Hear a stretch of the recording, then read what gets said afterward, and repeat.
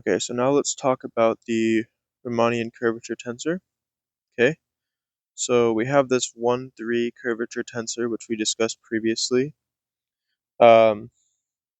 which, given a linear connection, this 1,3 curvature tensor R has 3 input vector fields, 1 input covector field, and it sends omega comma x, y, z to, so R of omega comma x comma y comma z is equal to omega of R of x, y, z, where R of x, y, in parentheses, acting on z is given by nabla x, nabla y, minus nabla y, nabla x, minus nabla bracket x, y, acting on z. Okay? So we can go ahead and lower the fourth index, okay, in coordinates, and this will give us a 0, 4 tensor, which is the Riemannian curvature tensor. Okay, so Riemannian curvature tensor has 4 input vector fields. It takes these, and we're going to call it Rm. So Rm of x, y, z, w is defined as negative the inner product with respect to g of R of x, y, z with w. Okay, so let me just show you that. We have, by definition, right here, Rm of x, y, z, w is defined to be negative g R of x, y, z inner product with w. And again, these notes are Professor Zuoqin Wang's Zuoqin space Wang. This professor's lecture notes. This is lecture 8 on the Riemannian curvature tensor. Okay. All right. So okay. So we've also, just by convention, we've added a negative sign. So we've basically lowered the final index of the curvature tensor of this 1,3 tensor. We've lowered the final index, but added a negative sign. That gives us our Riemannian curvature tensor. Okay. All right. So now we can just rewrite all the symmetries of the curvature tensor. Those become symmetries of the Riemannian curvature tensor. So it is antisymmetric in the first 2 inputs. It is antisymmetric in the final 2 inputs. Okay. So if our inputs are numbered 1, 2, 3, 4, then it's antisymmetric with respect to flipping the first and second entries. It's antisymmetric with respect to flipping the third and fourth entries. It is symmetric with respect to replacing the first and second entries with the third and fourth entries. Okay, so if I take the first and second entries, third and fourth entries, and I swap them, okay, so I replace 1 with 3 and I replace 2 with 4, then the Riemannian curvature tensor is invariant. Okay. We also have the Bianchi identity, which states that the cyclic summation over the first 3 entries of the Riemannian curvature tensor is 0. So the cyclic summation over the first 3 entries is 0. The second Bianchi identity, which again we covered that in the previous lecture, but the second Bianchi identity basically says if I take the covariant derivative, okay, so let's just take nabla Rm. So let's just take nabla of Rm. That gives us a 0, 5 tensor, okay, where the fifth entry is the direction of the covariant derivative, namely nabla Rm of ... comma x is equal to nabla x of Rm ... okay? So if I take nabla Rm, then the second Bianchi identity states that nabla Rn, if I take the sum over the if I take the cyclic sum of the first, second, and fifth entries, okay, the first, second, and fifth entries, take the cyclic sum over those entries, I get 0. That's the second Bianchi identity. Okay, and that also holds in these can be expressed in local coordinate forms via permuting the indices. Okay, so these identities here, you can pause the video and take a quick look at these. Okay. And right, okay. So those are all of the symmetries that we needed to mention. Okay, now there's this quick mention of the curvature operator. Now I'm not. Now this was a little bit over my head um, because of the statement that the Riemannian metric on the manifold induces an inner product on um, the exterior algebra of two forms. Okay, of two forms. So um, we know how to induce an inner product on the um, just the tensor bundle. Okay, so let's just say the space of 0, 2 tensors. But when I look at the space of two forms, differential two forms, that is a quotient of that tangent of that tensor of that 0, 2 tensor space by the ideal generated by elements of the form V tensor V. Okay, so essentially, it's a quotient by symmetric. Well, not any symmetric, but any 0, 2 tensor which has a repeated element. Okay, so like if I have EI tensor EI, that's going to get sent to 0. Okay, so and in fact, yeah, just for 0, 2 tensors, it's not even just it's literally like any tensor of the form V tensor V is just getting sent to 0. Okay, so um so and you can think of that as basically you take it's like the image of the anti-symmetrization map. So you take any 0, 2 tensor, you go ahead and anti-symmetrize it.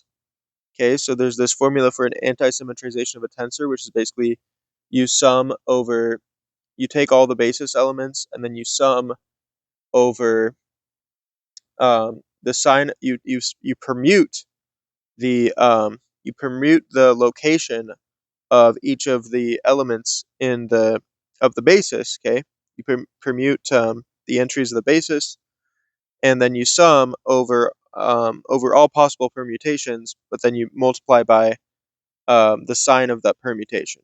Okay, and that anti-symmetrizes a tensor. So I didn't explain that perfectly, but you get the point. You have this anti-symmetrization operation, and then essentially the image of that anti-symmetrization is this space of two forms.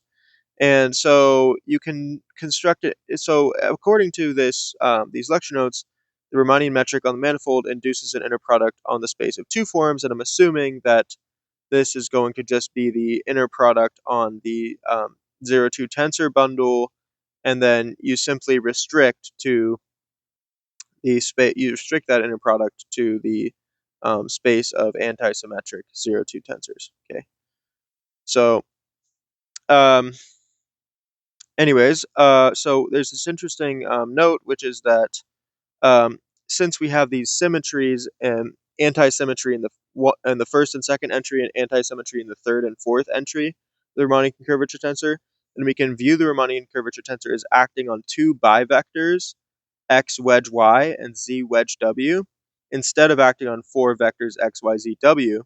So we can write the Riemannian curvature tensor as a map from um, lambda 2 of Tm cross lambda 2 of Tm into C infinity M. Okay? And furthermore, um, you can basically find an operator, script R, which sends two forms to two forms. So it sends lambda 2 of Tm to lambda 2 of Tm, such that the inner product of R acting on X wedge Y inner product with Z wedge W is equal to this Riemannian map, which evaluated on X wedge Y, comma Z wedge W. Okay, so let me just show you this equation. Okay, here. So this equation here, you can find this operator script R such that script R is a map from lambda 2 of Tm to lambda 2 of Tm, such that we have the following expression that the inner product of this operator on X wedge Y with Z wedge W is equal to this Riemannian curvature tensor evaluated on X, Y, Z, W. and the symmetry equation 5. Symmetry equation 5 is this symmetry between switching the 1 with 3 and 2 with 4, essentially. Okay, so swapping the first two with the final two. And that's symmetry 5. So symmetry 5 implies that this is a self-adjoint operator on lambda 2 of Tm. So this is called the curvature operator. Now this is something I wasn't explained in detail in the notes yet. I'm not sure how deeply it goes into that, but anyways, that's just an interesting comment. Okay, so now we're going to get into some of the algebraic structure. Okay, so these notes dive fairly deeply into this algebraic structure. Okay, so we have lambda 2 of V star. This is the space of antisymmetric two tensors on a vector space V. Okay, so let's just forget the tangent bundle to the manifold. Let's just consider an arbitrary vector space V. We have that lambda 2 of V star is the space of antisymmetric two tensors, and S2 of V star is the space of symmetric two tensors. Now, any two tensor can be decomposed uniquely as the sum of a symmetric two tensor and an antisymmetric two tensor, okay, just by taking the symmetrization plus the antisymmetrization of the tensor, okay? Now, we can basically take the S2 of lambda 2 of V star, okay? So S2 of lambda 2 V star is a space of 0, 4 tensors, which are symmetric, which have the same symmetries essentially as the same swapping symmetries as the Riemannian curvature tensor, namely S2 of lambda 2 of V star. Okay, so S2 of lambda 2 V star is a space of 0, 4 tensors, which are symmetric with respect to interchanging 1 with 3 and 2 with 4, and then antisymmetric with respect to swapping 1 and 2, and with respect to swapping 3 and 4. Okay, so again, that's S2 of lambda 2, okay, of V star. So lambda 2 of V star is the space of antisymmetric two tensors. That's a new vector space. We then take the space of symmetric two tensors on lambda 2 of V. Symmetric two tensors on lambda 2 of V, okay? So that gives us this S2 of lambda 2 of V star. Okay, and it turns out that four forms, okay, so lambda 4 of V star. Lambda 4 of V star is a subspace of S2 of lambda 2 of V star, namely because, right, if you have a 4 form, then if you swap 1 with 3 and 2 with 4, you're going to get equality, okay, so you're going to get a double negative sign. So the space of 4 forms lambda 4 of V star is a subspace of S2 lambda 2 of V star, okay, and okay, so that's just an important note. Now, if you take two forms, alpha and beta, belonging to lambda 2 of V star, which are skew symmetric two tensors on V, you can define their symmetric product, okay, by essentially symmetrizing with respect to interchanging 1, 2 with 3, 4. So you symmetrize with respect to the interchange of 1, 2, and 3, 4, namely alpha symmetric product beta acting on XYZW is defined to be alpha of XY, beta of ZW plus alpha of ZW, beta XY. Okay, so that's a 0, 4 tensor. It belongs to S2 of lambda 2 of V star by definition. And it turns out that in fact, the set of 0, 4 tensors, which are the form alpha symmetric product beta, where alpha and beta are two forms. Okay, so the space of 0, 4 tensors, which are the symmetric product of two forms, generates the entire space S2 of lambda 2 V star. Okay, so any element, this is a key point, key lemma here, any element in S2 of lambda 2 V star can be written as a linear combination of elements of the form alpha symmetric product beta, where alpha and beta are two forms. Alpha and beta belong to lambda 2 of V star. Okay?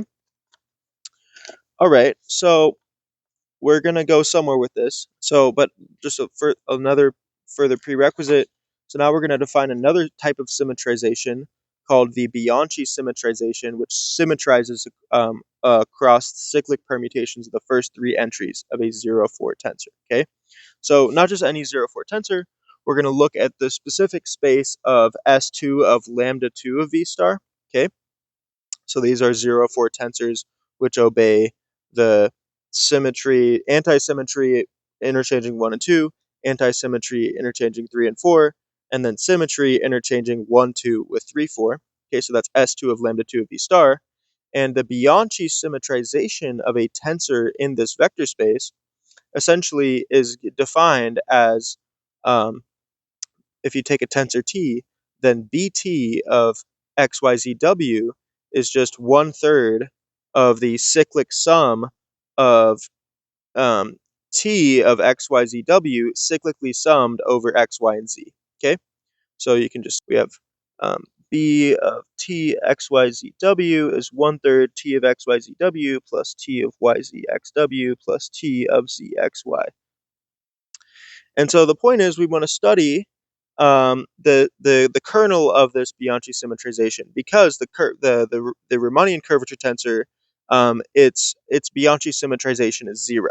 Okay, because it satisfies that cyclic symmetry property. Okay, is that correct? Yeah. So okay, so that the Bianchi identity, right? The first Bianchi identity is basically it's not cyclic. The cyclical sum over the first 3 entries is 0. That's the first Bianchi identity.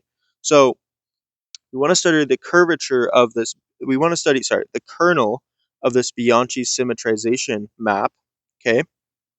So first we study the Bianchi symmetrization map itself. Okay. So it turns out that that if you take the Bianchi symmetrization of alpha symmetric product beta, where alpha and beta belong to lambda 2 of V star, so alpha and beta are two forms, then the Bianchi symmetrization B of alpha symmetric product beta is precisely 1/3 alpha wedge beta. Okay, so you just get alpha wedge beta. In particular, the image of B, because elements of the form alpha symmetric product beta generate the vector space S2 of lambda 2 of V star, we conclude that, and the image of these of elements of the form alpha symmetric product beta is the wedge product of alpha with beta. We conclude that the image of the Bianchi symmetrization map is this set of 4 forms. So it's the image of the Bianchi symmetrization is lambda 4 of V star. Okay, and lambda 4 of V star is a subset of S2 of lambda 2 of V star. Okay, again, it's a subset because any 4 form will obey the 3 symmetries which are which define this S2 of lambda 2 of V star. Okay, so and then the second thing that you can check is that if you iterate the Bianchi symmetrization twice, you get back to the single Bianchi symmetrization. So B of T is equal to B of T. Okay, so if you take any tensor in this S2 of lambda 2 of V star, you apply B twice, the Bianchi symmetrization twice, you're just going to get back the Bianchi symmetrization. Okay, and you can just, because if you look at the definition of the Bianchi symmetrization, if you go ahead and symmetrize this first entry, symmetrize the second entry, and symmetrize the third entry, all in the first 3 entries, you're just going to get 9 copies, but you're going to get really 3 independent, like you're going to get only elements of these 3 types, and then they're all going to add together, and you're just going to get back to the original Bianchi symmetrization. So you have B of T is equal to B of T. There's a typo in the notes here, but yeah, B of T is equal to B of T. So what that means is that the Bianchi symmetrization map as a linear map from S2 of lambda 2 of V star to S2 of lambda 2 of V star is a projection. Okay, so since it's a projection operator, it turns out that we get this orthogonal decomposition of S2 of lambda 2 of V star into the kernel of B direct sum the image of B. Okay, the image of B, as we just discussed, is the set of 4 forms, so lambda 4 of V star. The kernel of B is going to be defined as this script C, which is the set of curvature-like tensors. Okay, so the script C is defined as the set of curvature-like tensors which obey this first Bianchi identity. Okay, so that's precisely the kernel of the Bianchi symmetrization map. Okay, and so from this we can do combinatorics and count the dimension of this space of curvature-like tensors as this 1/12 m squared times m squared minus 1.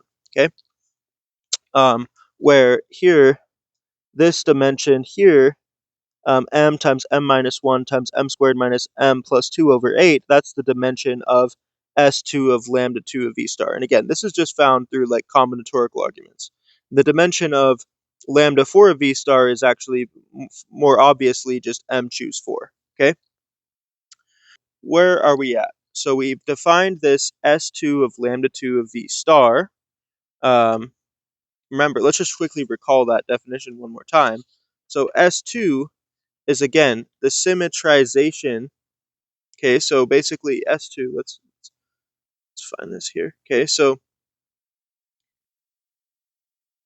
S2, okay, is the space of symmetric two tensors on a vector space. So if we look at symmetric two tensors on lambda 2 of V, these are going to be essentially, we look at the set of multilinear maps, okay, which take in, or bilinear maps, which take in two forms. We take in two forms, and we look at bilinear maps, which take in two forms. We factor that through to the tensor product, but then we require that they're symmetric. We require that, you know, so basically, this is just this boils down to the inputs are two forms, and it's symmetric with respect to those two inputs, and we get a bilinear map that factors through to a linear map on the tensor product. Okay, so really, how I should think about this in the simplest setting is it's really just a subset of the 0,4 tensor bundle. It's a subset of the 0,4 tensor space. So T 0,4 of V, which obeys those key symmetries that we described. Antisymmetric in the first, interchanging 1 and 2, antisymmetric and interchanging 3 and 4, and then symmetric and interchanging 1, 2 with 3, 4. Okay? But you can build it by basically taking the space of antisymmetric two tensors on V, and then looking at the space of symmetric two tensors on the space of antisymmetric two tensors on V. Okay, so S2 of lambda 2 of V. Okay, so but a simpler way to think about it is just 0,4 tensors which obey the right symmetries. Okay. So moving forward here, we've shown that basically S2 of lambda 2 of V decomposes into the kernel of B, kernel of the Bianchi symmetrization map, plus the image of the Bianchi symmetrization map.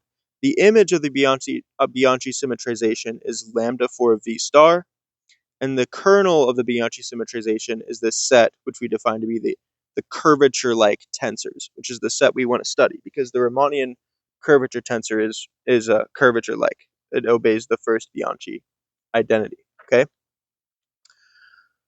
All right. So next thing we're going to discuss is metric contractions. Okay. So this is an important and kind of technical. We're going to go. You can pause the video here and see this and just read this page. But also, if any of you are watching this and you notice that I worked out an exercise in these notes, computing, showing the component form in from the definition of the trace, go ahead and check me on my work here and let me know if this work done is correct. But okay, so this page all about. So this is a really important section. We're going to be talking about obtaining the Ricci curvature tensor from the Riemannian curvature tensor. Okay, so so we need to discuss the Ricci contraction. Okay, so given a 0,4 tensor T on an inner product space V equipped with some inner product, the Ricci contraction C of T of the 0,4 tensor T is the following 0,2 tensor. C of T, 0,2 tensor, the input is x comma y, okay? And this is defined to be the output, okay? So if I input two vector fields x and y, the output is the trace of the linear map, which takes a vector z to the sharp of t z x dot y, all right? Let me just show you this up close, okay? And, okay, so let me just explain this to you. So t of zx dot y, this is basically a covector, okay? So this is a covector which sends any vector in the vector space to t of zx vy, right? So linear map from the vector space to real numbers. So from this covector, right, where we basically have fixed the first, second, and fourth entries, but left the third entry open to an input. That's the input of the covector, basically. Okay, then we can. This is a covector. We can obtain a vector using the sharp map, right? Because we have the inner product, we have the metric, so we can take the sharp of this covector. That gives us a new vector. Okay. Now, if we look at the map, the linear map, which takes a vector z to this vector, which is the sharp of t z comma x comma dot y. Okay, so we take the input is basically z. Okay, and the output is um, basically the sharp of the covector t of z x dot y. Okay, so x and y are the second and fourth entries of the tensor, and those are the inputs of our Ricci contraction. Okay, and then we've defined but again, we're taking the trace of a linear map. So what does this trace mean? It's just a linear map. It turns out that it's coordinate independent because if you just choose coordinates, then you can specify, this linear map can be represented by a matrix with respect to some coordinate basis, okay? And if you take an orthogonal transformation, okay, then because the trace is going to basically the trace of, let's say, u dagger a u is equal to the trace of u dagger u a is equal to trace of a, the trace is going to be independent of these orthonormal like change of bases, okay? And so this trace is going to be coordinate independent because it's not going to depend on if we conjugate by a coordinate transformation, okay? Um, you can also view the trace as the sum of the eigenvalues of a linear map, okay? That's another coordinate independent way of viewing it. But the way that I found the best was, so um, if we look at the space of linear maps from V to itself, namely endomorphisms of V. Okay, so the space of linear maps of V to itself, we can associate. This is isomorphic to V tensor V dual. Okay, so this is isomorphic to V tensor V dual, and V is isomorphic to V tensor V dual. What is the isomorphism? Well, if I take V tensor omega, an element of V tensor V dual, um, then this gets sent to the linear map, which takes a vector q to omega of q v, all right, to omega q of v, all right? And the way you can think about this intuitively is like in coordinates, let's say, if I have an orthonormal basis, like E sub I, and I have an orthonormal basis that induces like an orthonormal basis of the dual space, Ej, then I'm going to send this element Ei tensor Ej to basically a matrix whose ijth entry is 1 and all the other entries are 0. Okay, and so what that matrix will do is it'll project input a vector v. It'll project that vector v onto the E sub j, so onto basically um, the vector which is isomorphic to the vector which is identified with the covector. It'll project onto that vector, basically the flat of the covector. It'll project onto that, take the norm, um, and then the direction will be given by the input vector. Okay, so we see that more cleanly here. We take a vector v tensor of one form omega. This gets sent to the linear map, which takes a vector q into omega of qv. Okay, so this is a linear map, and this forms an isometry between V tensor, V star, and the endomorphisms of V. And then we can define the trace of this linear map by sending this linear map to its to via this isomorphism to an element of V tensor V dual. Okay, so V tensor V star, and then the trace of a basis element of V tensor V star. If we look at the trace of just V tensor omega, this is defined to be omega of V. All right, and then you can extend this definition via linearity of the trace operator to any arbitrary element of V tensor V dual via basically just defining trace of V tensor omega to be omega of V. Okay, so that's how we can define in a completely coordinate independent way the trace of some linear map. Okay, so the important point to emphasize here is that the trace is a coordinate-free operation. And okay, so we're defining the Ricci contraction of a 0,4 tensor to be the 0,2 tensor given by C of t of xy is the trace of the linear map which sends a vector z to the sharp of the covector t z x dot y. Okay, um, so yeah, this is very, and basically the Ricci curvature tensor is basically this Ricci contraction of the Riemannian curvature tensor. Okay, now an important fact is that this contraction, this Ricci contraction of a tensor, is